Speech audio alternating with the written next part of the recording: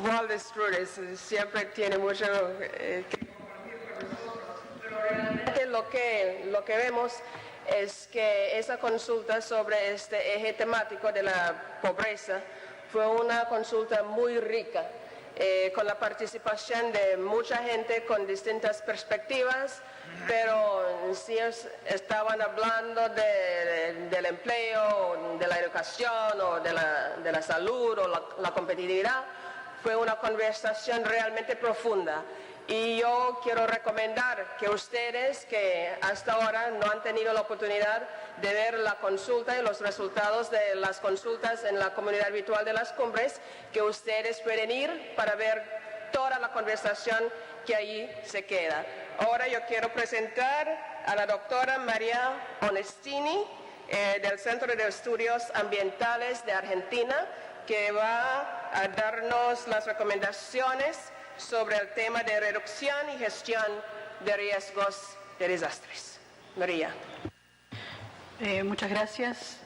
Personalmente también quiero dar mis gracias a la OEA por esta oportunidad de presentar muy brevemente, en 8 minutos, los aspectos propositivos que surgieron de estas consultas en los últimos meses. También en el área de desastres naturales, reducción y gestión de riesgos de los desastres, como se titula el área específica en la que resultó los distintos debates y consultas.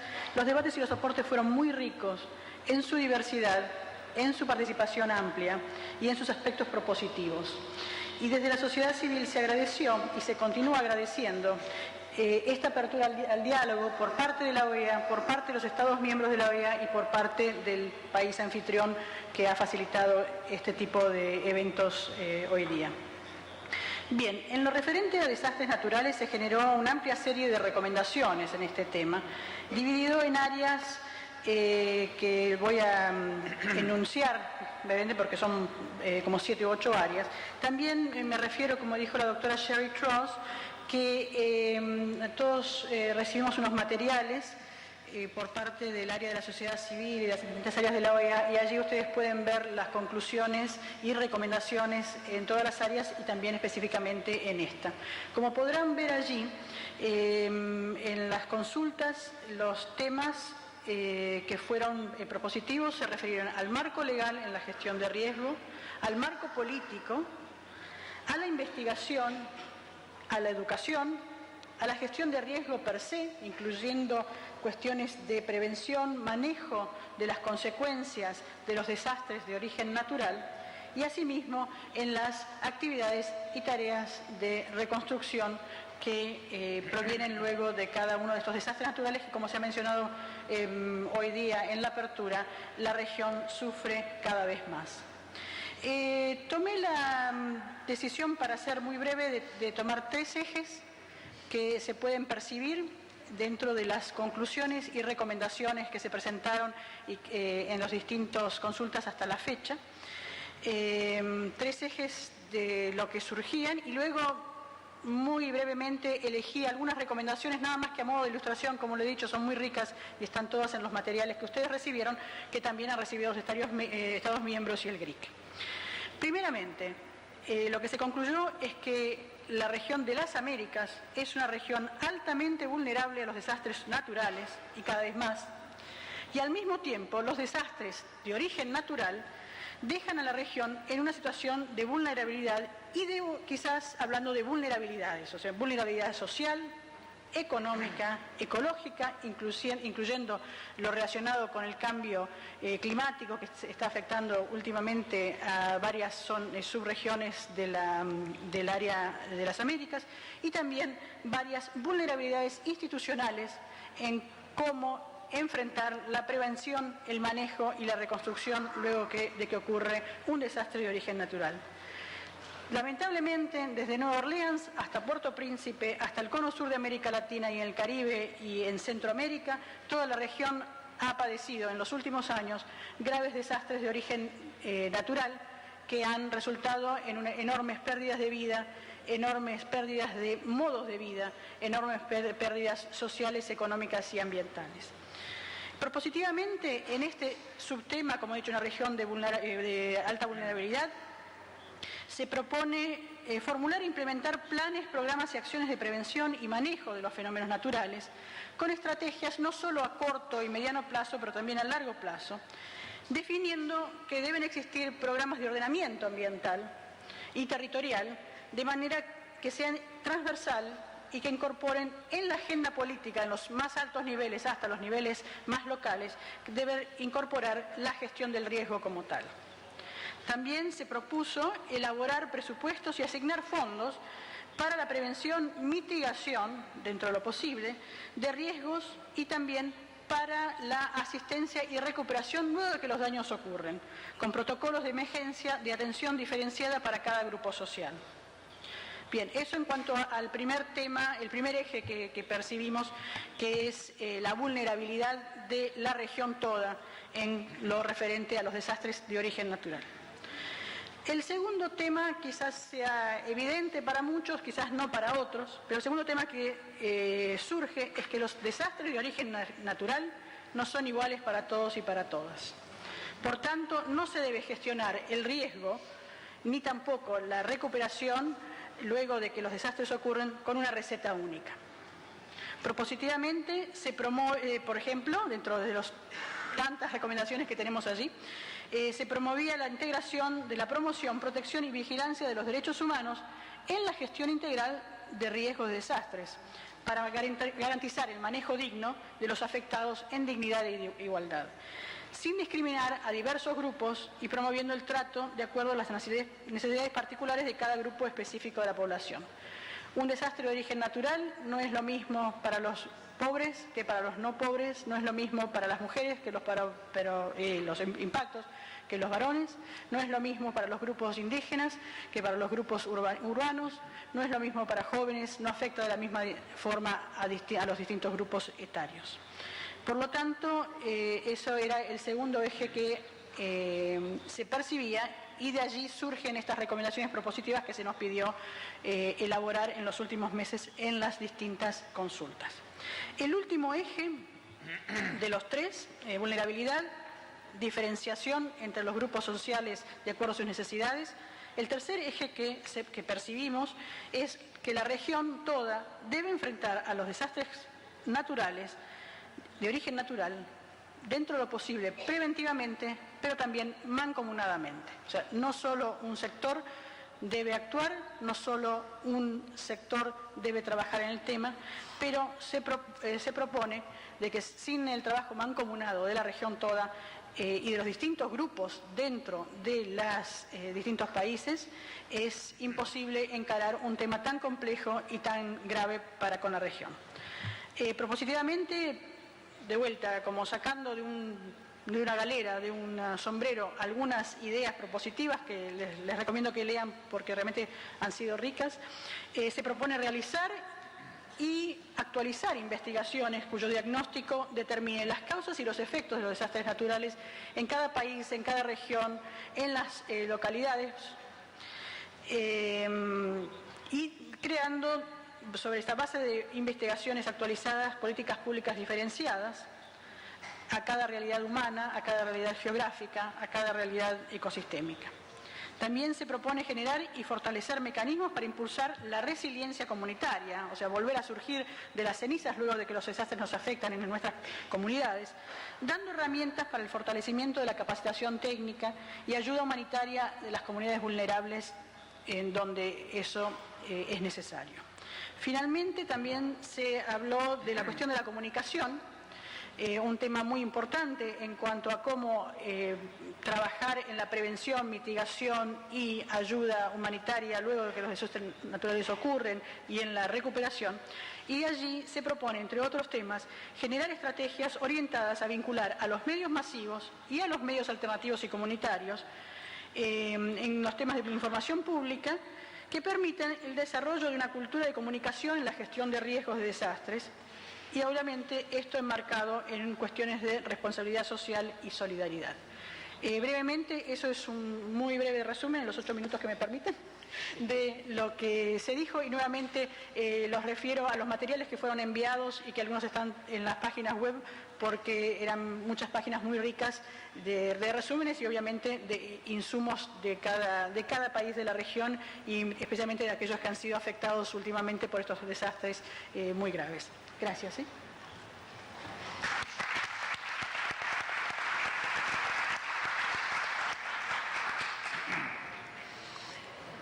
Gracias, María. Claramente este tema de desastres naturales es un tema muy importante para todos los países de nuestro hemisferio, porque nosotros todos nos sentimos los efectos de los desastres cuando ocurren. En el ámbito del GRIC, que también está manejando este tema, ha sido una discusión muy amplia, pero en este caso en particular, las recomendaciones de los actores sociales que fueron canalizadas al GRIC fueron consideradas ampliamente en esa discusión y yo les quiero decir que realmente los insumos han sido muy importantes para la consideración de los gobiernos y en los próximos 2 días vamos a ver los resultados de esas discusiones. Ahora pasamos a Juan Daniel Cifuentes Díez, y él va a abordar el tema del acceso a y uso de las tecnologías. Juan Daniel Cifuentes Díez, de la Institución Universitaria de Envigado de Colombia. Juan Daniel, por favor.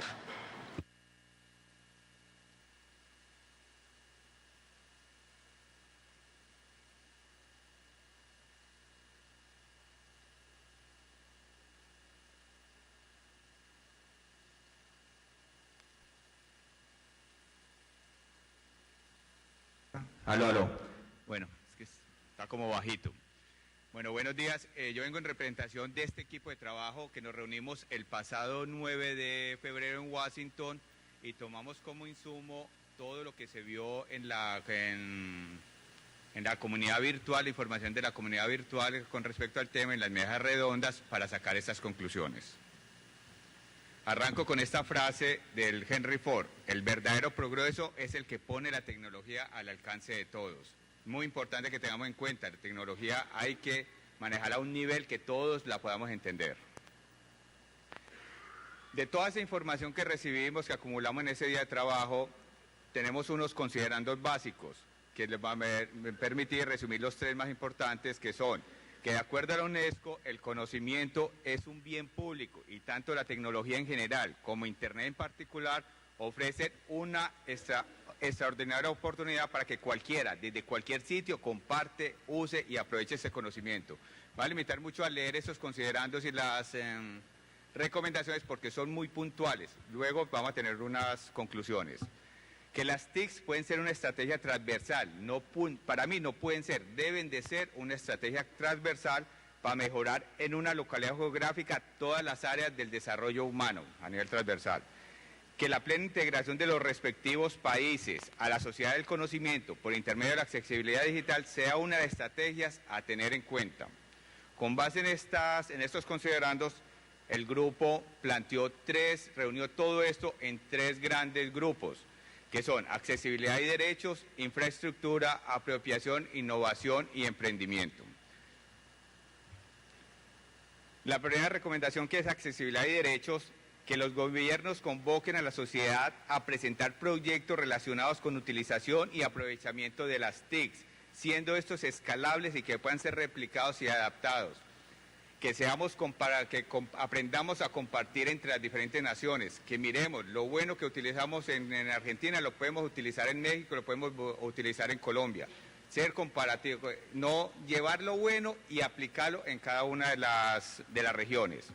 Que el acceso a la tecnología sea un derecho ciudadano, buscando ser una política de Estado, teniendo en cuenta las comunidades indígenas, las personas en situación de discapacidad tanto física como mental, y los diferentes grupos vulnerables, y que esa incorporación de ese concepto sea de género, sea completamente, no mirando que que esas personas no están no segregándolas, sino trayéndolas, dándoles herramientas para que todos esos grupos entren a trabajar en esa tecnología.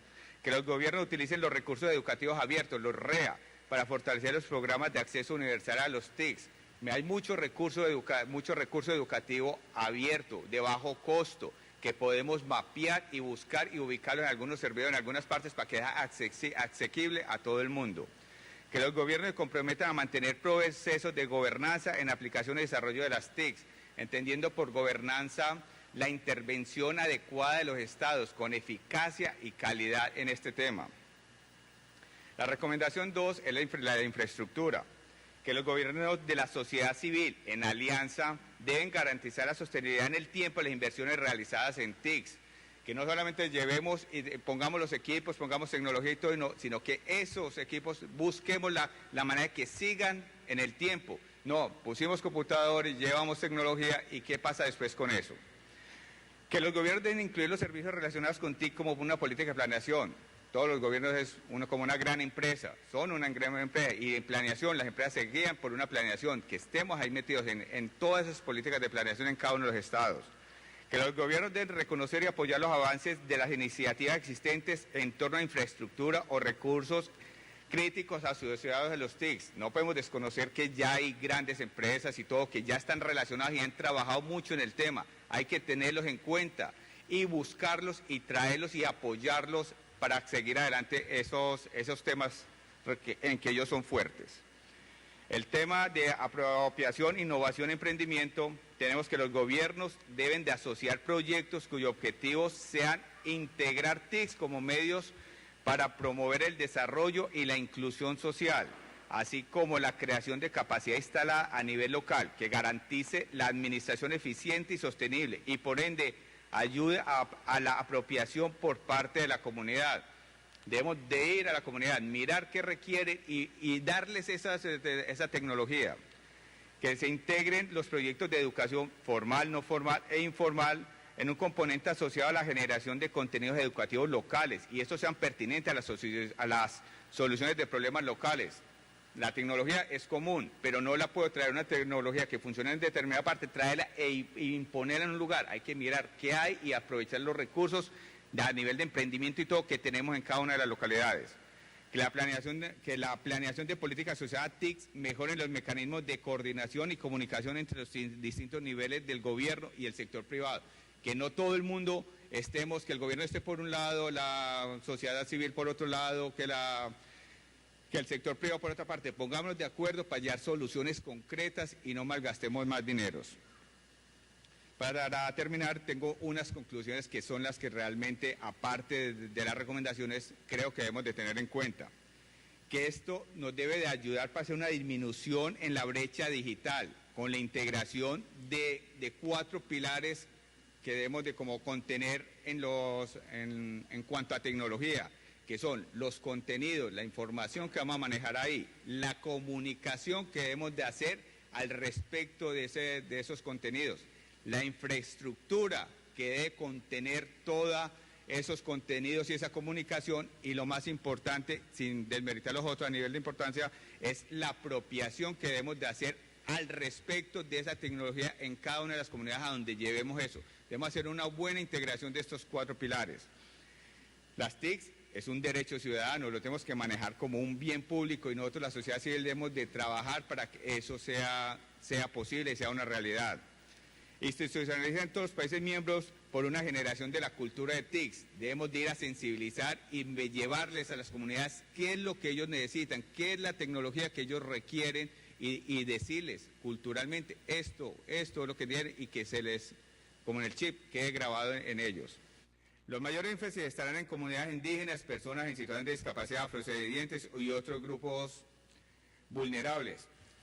Hacer programas a nivel de innovación, productos, equipo y todo, que esas personas lleguen allá, lleguen a trabajar en eso y puedan, aunque entre comillas, incorporarse mejor a la sociedad. Pero las personas con limitaciones físicas, por ejemplo, mirar cómo podemos innovar en productos de bajo costo para que esa persona se incorpore sin ningún problema a la al mercado, a trabajar laboralmente y crezca personalmente.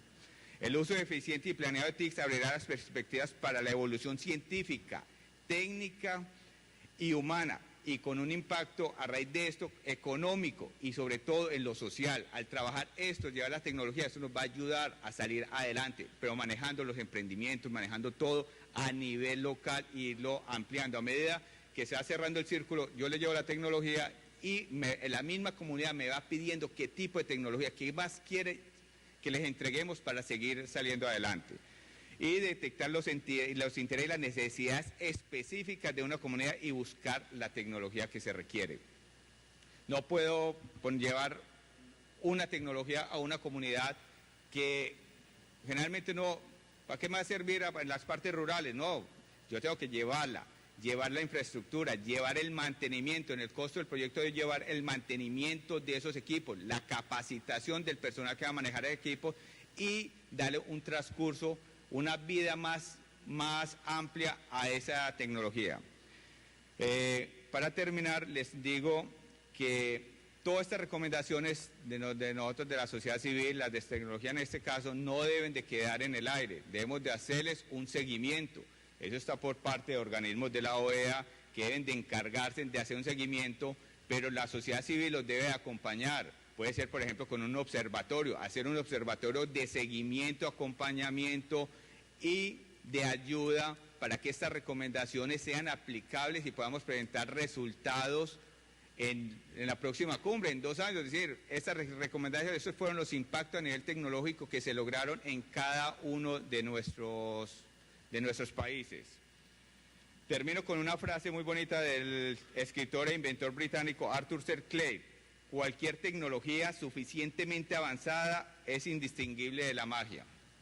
Muchas gracias.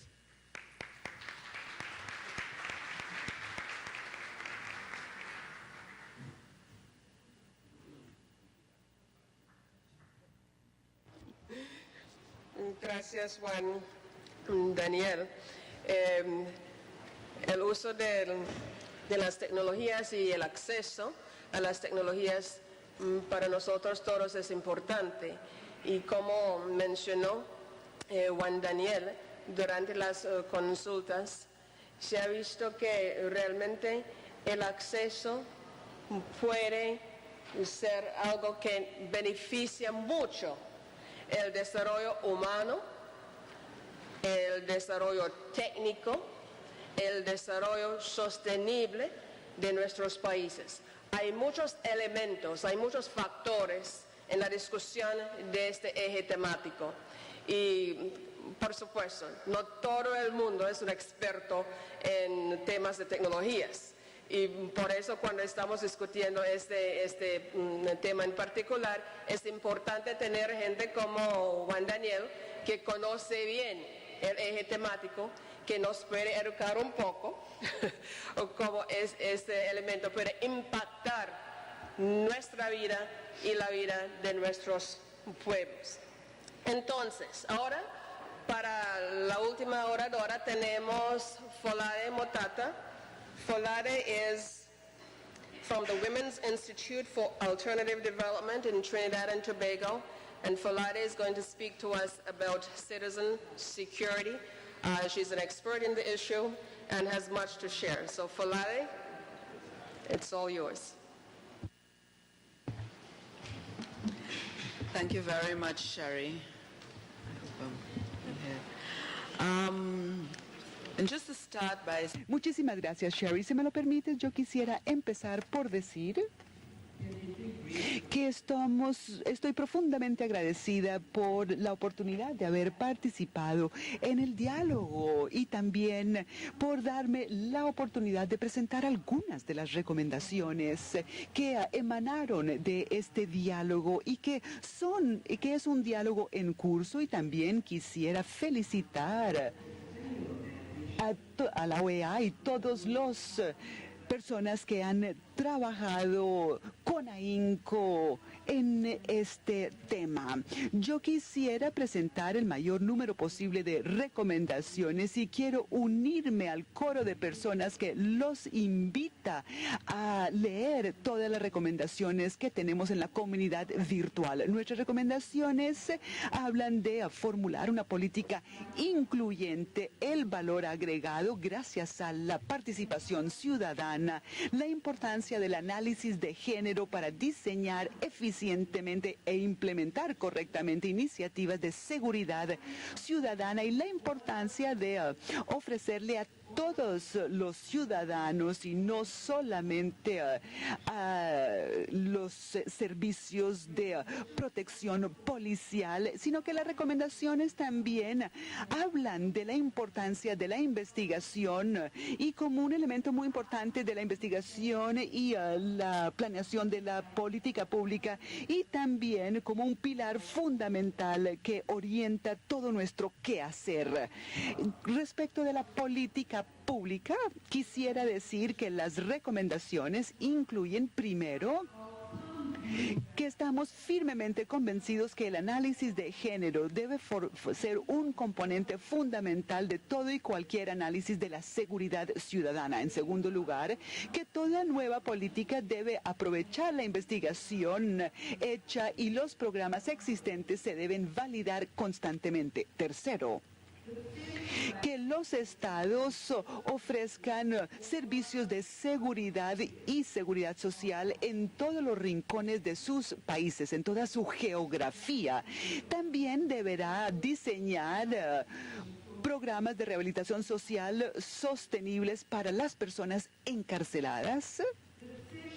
Y el Estado también debe garantizar la transparencia y rendición de cuenta en el funcionamiento de las instituciones carcelarias y finalmente el Estado debe incorporar los estándares y normas de derecho humanitario en el diseño e implementación de las políticas de seguridad ciudadana hemisféricas y también ofrecer capacitación de derechos humanos al personal de guardias de las cárceles y a las policías. Y también quisiéramos presentar las siguientes recomendaciones. El Estado debe considerar activamente la implementación de un modelo de policía comunitaria como un aspecto fundamental de el trabajo del cumplimiento de la ley y ofrecer capacitación a los oficiales de la policía en cuanto al uso de la fuerza que esté en línea con las normas de derechos humanos internacionales y reconocer los derechos humanos como un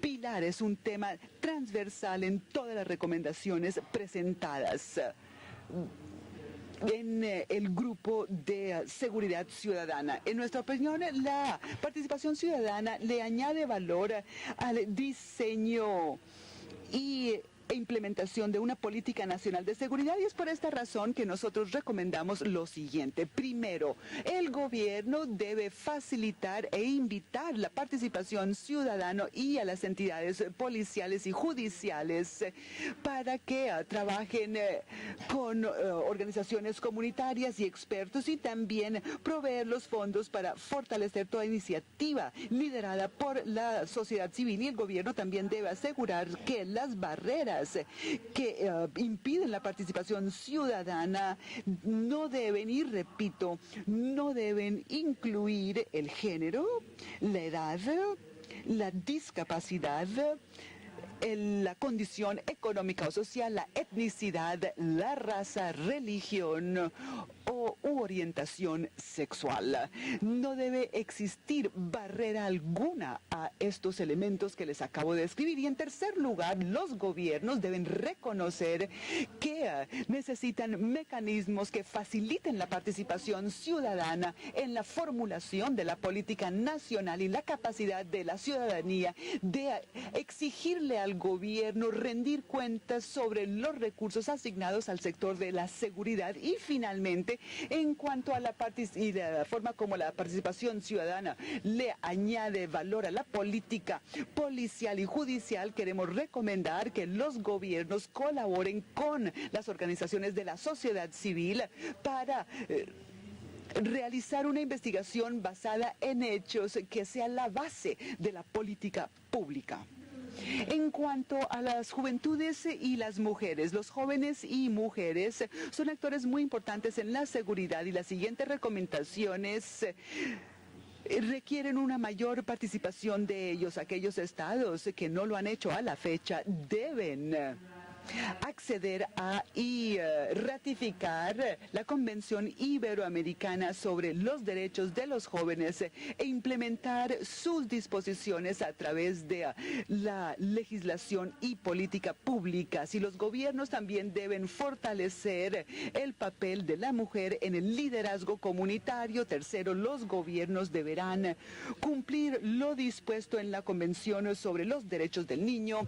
Y en cuarto lugar, los gobiernos deben establecer y o estandarizar indicadores para evaluar el impacto que esto tendrá en la vida de los niños y niñas, jóvenes y mujeres que no son considerados plenamente al momento de diseñar la política para responder a la violencia armada y solamente entran al radar cuando se hace una investigación para identificar quiénes son los principales actores y las personas más afectadas por la violencia que vivimos en nuestra sociedad, y por eso es que esta recomendación sugiere que es importante determinar el impacto que tiene la violencia en la vida de mujeres y niñas para tener una imagen muy completa, exhaustiva de cuál es su impacto sobre la sociedad, y finalmente mirar la situación de la cooperación y asistencia internacionales. La cooperación y asistencia internacional le ofrece al Estado acceso a información, a la investigación, a conocimiento especializado y otros recursos que tal vez no residan dentro de la geografía de un Estado, y por eso recomendamos que aquellos estados que aún no lo ha hecho se adhieran a y ratifiquen la Convención de Naciones Unidas contra el crimen organizado transnacional y la Convención Interamericana en materia de seguridad, y que los estados cumplan los estándares previstos en los instrumentos y convenciones internacionales en materia de seguridad, y que los estados apoyen el proceso de Naciones Unidas para acordar un tratado de armas que respete los derechos humanos, el derecho humanitario internacional y el desarrollo sostenible, y que los estados también deben construir un sistema interamericano de seguridad instituyendo